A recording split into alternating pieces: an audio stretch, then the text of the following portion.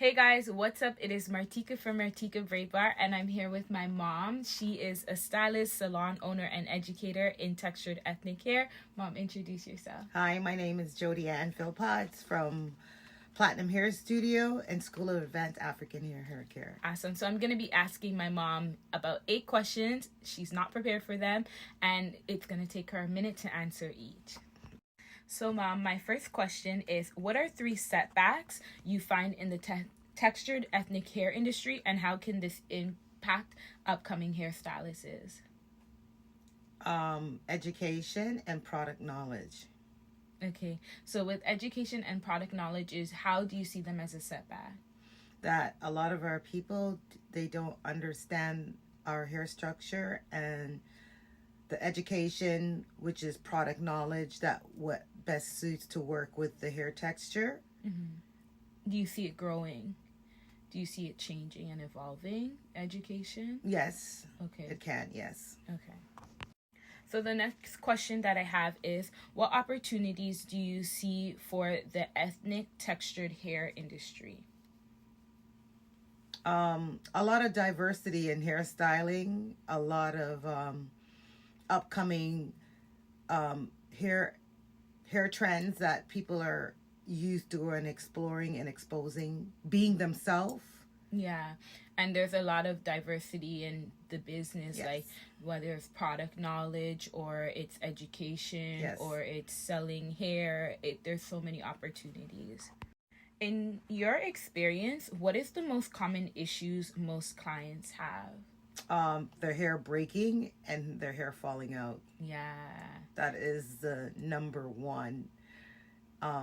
Over your years of being in the industry and not knowing what to do. Yeah.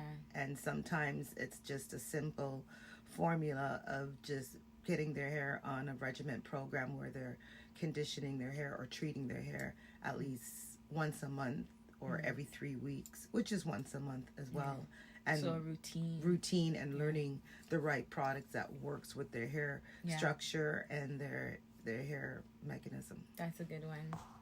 So adding on to that, how can we solve that problem? And I know you touched a bit on it, but how, if we can go in detail, how can we solve it a little further?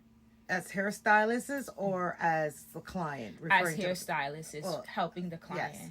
Well, educating the client about their hair type and their hair structure is the most important thing, because a lot of times clients doesn't know what their hair structure is, what their hair types, and what to use.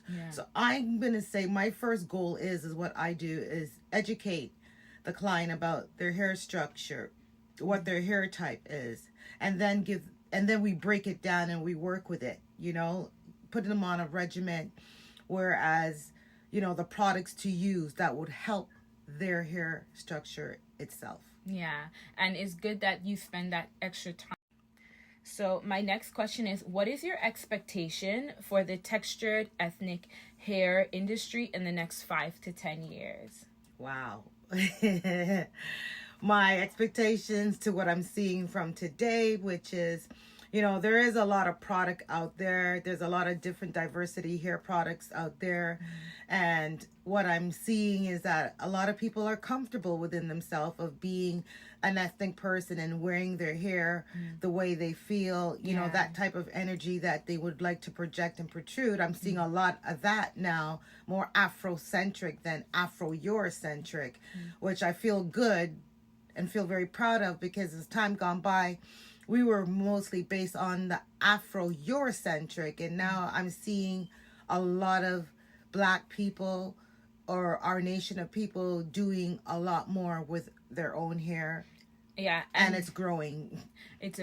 I also wanted to add that now there's a broader spectrum. So not only are we excluding European textures and straighter, wavier textures. Now the textured hair spectrum is inclusive of everyone, so no one is getting left out. We're evolving and expanding to have more experience with not just straight European hair, but also textured, wavy, curly hair and kinky, coily hair. So now no one is getting left out of the picture. We're all embracing, and it's like a garden of different flowers. We're all pretty much accepting of ourselves, and that's the most important thing, the key.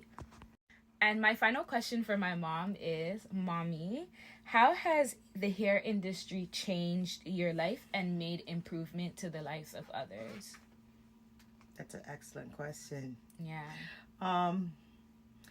It's an art. The hair industry, the hair is an art, and it allows you, and it's healing.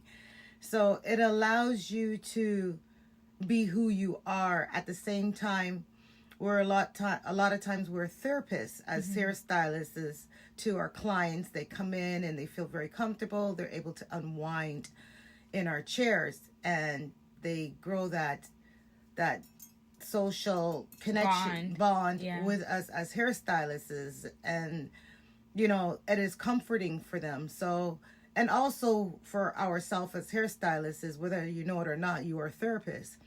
And not only that, you can see the beauty as well as part of the art. It's an art, and it's a beautifying art, because it is also healing to the stylists themselves, and also with the client, the client that comes in. So in the development, everybody wants, as well as everybody wants to try different new styles, but it's very soothing and comforting. Therapeutic. So as we wrap this up, one thing that I got from this whole interview with my mom is how hair is not only essential in our personal lives and healing, but it allows us to accept ourselves and to accept others. And like I'd say sport, it brings us together where we can actually come with different views and come to an agreement. And I think hair really challenges us to be open-minded and see the growth and opportunities, not just in the industry itself, but the embracing of other people and evolving to improve not only our lives as stylists, but the lives of others. So to wrap up, Mom, thank you. You're welcome. Thank honey. you for doing this interview. She's heading to work, and I just stopped her and I'm like, can we do an interview? And she took the time, and I appreciate it. This is my mom, Jody. She is the educator, owner, and stylist of Platinum Hair Studio, and I stole her away for a few minutes to do this interview. So bye, guys.